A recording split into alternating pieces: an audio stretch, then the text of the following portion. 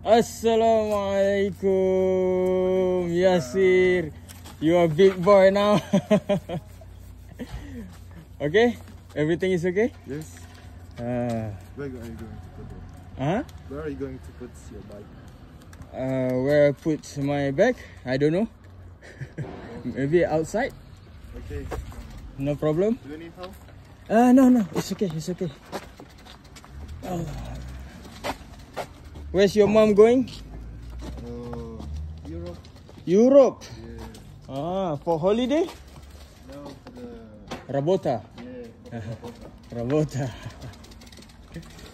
Allahu Akbar, yes. I really miss this house. Okay, Alhamdulillah saya dah sampai ke rumah Kak Nora di Bishkek yang terletak di dalam negara Kyrgyzstan. So insyaAllah saya akan duduk sini mungkin sehari ataupun 2 hari, bergantung kepada situasi.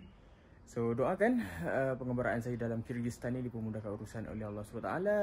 Dan saya juga doakan tuan-tuan dan puan-puan semua dipermudahkan urusan dunia akhirat. Amin.